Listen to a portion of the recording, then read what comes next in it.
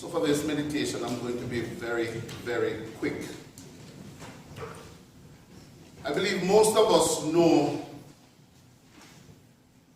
that movie that is called Sister Act. A very funny movie. Wonderful to watch. There are two parts. Whoopi Goldberg became the source of hope for a church, and this is part one, that was destined to be closed because it lost its hope as the congregation dwindled in numbers, and even in mission, because the church was far removed from the community. They were not involved in the community. And if you remember, she was hidden in the convent as a place of safety. And therefore she was disguised as a nun. And she got involved in the choir. And that changed both the church and the community. And so I now rush to part two, which is where I want to get to. Having done that, they now sent and called her to see if she would work the same miracle for the Catholic school. The school was in an inner city area, limited with resources, and there were a lack of opportunities. The school was on the verge of being closed by the Roman Catholic School Board. And when Whoopi was summoned to teach, she was called to teach music class. And she decided that she was going to turn the class into a choir. Those students themselves were very gifted, but hopeless. Brilliant, but had given up. Motivated, but going down the path of self-destruction. For them, it was anxious moments. And somehow, Whoopi used as the mantra, which is the vision for that class, these very words. If you want to be somebody, and you want to go somewhere, you better wake up and pay attention. If you want to be somebody and you want to go somewhere, you got to wake up and to pay attention. Be alert to what is happening around you. Today is the first Sunday of Advent. Marks the beginning of the church's year. Our sub-theme today is Be on Your Guard. The theme is actually Jesus is coming, the bees of Advent, and the first one, be on your guard. This is the time when a lot of people look joyfully and excited into the festivities of Christmas. But here at the very beginning of Advent, Jesus cautions us, be on your guard. In other words, pay attention.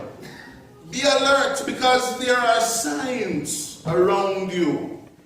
There are signs that will tell you that the coming is near. There are signs everywhere. But more importantly, there is the sign of the presence of the Messiah. So this is what he says. Distress among nations, wars and conflict, fear and foreboding. Jesus warned them about these things, and these were happening then. But you and I know that they're happening now. Someone says the more things change, the more they look the same. So consider some of these events as signs. The Syrian crisis, where many are now seeking asylum in other countries. And today there are many people who are afraid to fly because too many airlines are going down. Gunmen who kill innocent people in the street corners and campuses in Paris And they are not only happening in foreign countries, they are happening right around us on a daily basis. Someone says, the machinery of evil may have changed. That is, the method in doing evil may have changed over the years. But the technology of the human heart remains the same. That the heart remains the same is the same heart that is corrupt and evil, that is finding other ways to carry out the same evil. In these times of crisis, we tend to give up hope, giving in to our fears and despondency.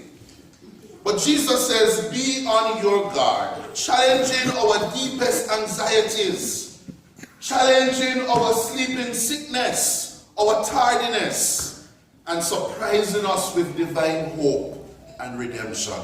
And this is our divine hope and redemption. He says, when you see these things, stand up, lift up your head, because your redemption is drawing near. I've often been reminded that the Chinese word for crisis is the same word for opportunity. Wherever your crisis is, your opportunity is right there. So let us take the Syrian crisis, for instance. Canada, in the middle of this crisis, Canada has announced that they will bring in 25,000. That's the hope. That's the opportunity. Our diocese has also announced 500,000 that has been put away in order to help parishes, committed to help parishes who want to sponsor refugees. And there are many other churches and many other countries that are doing the same. Wherever a crisis arises, hope is there because God is alive. So there will be signs in the sun, in the moon, and the star. Yes. And what Jesus is really saying is, don't be afraid. Because in the midst of all of those signs, you'll find the sign of the incarnation of Jesus Christ himself.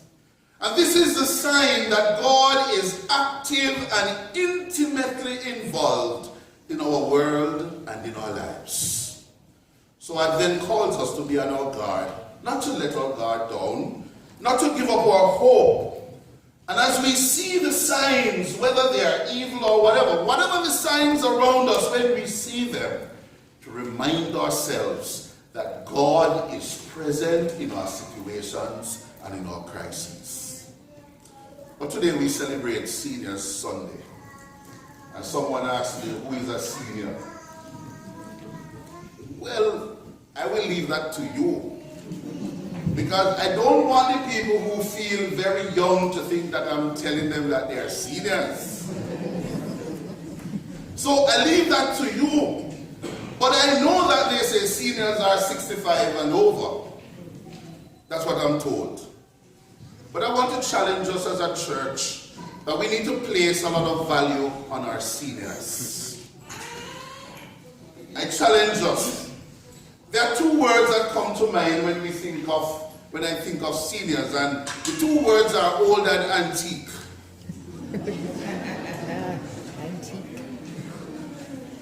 There are a lot of things that are old, but they are not antique.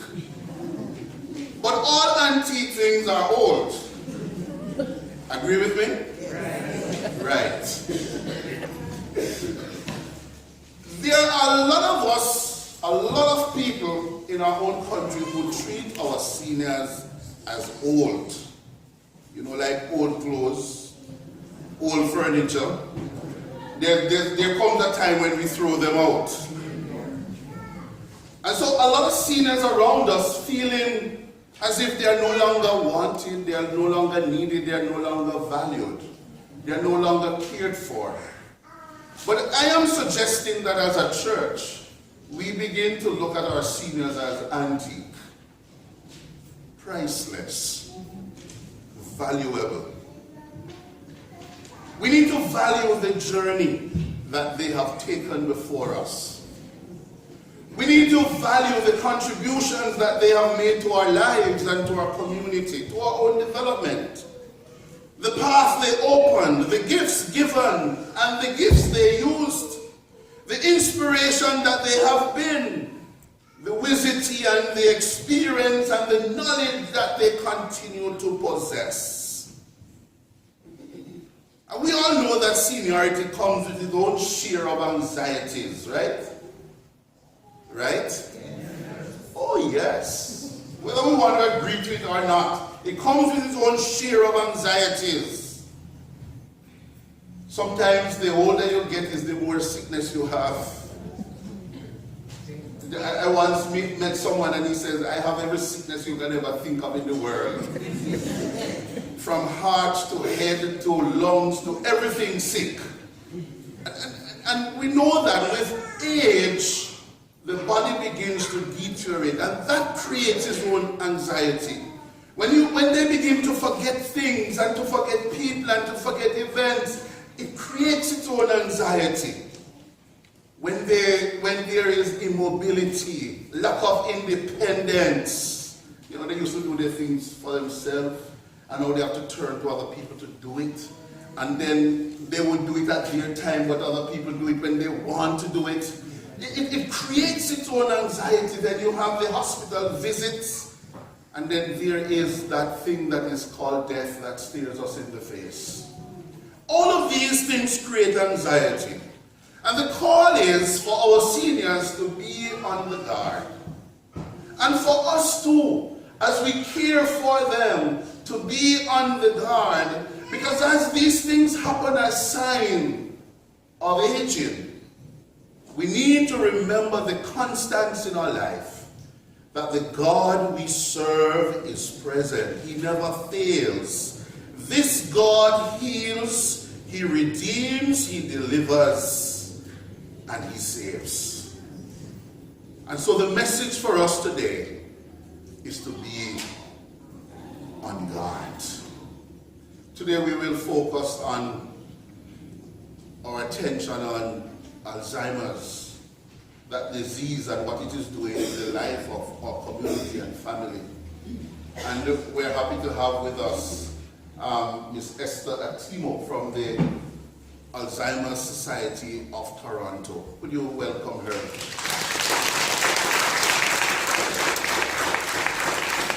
She has graciously accepted to come and to share with us today. And I'm trying to make the service very quick so that she can share with us afterwards. But the message is, be on your guard. There are signs, but God is. Amen.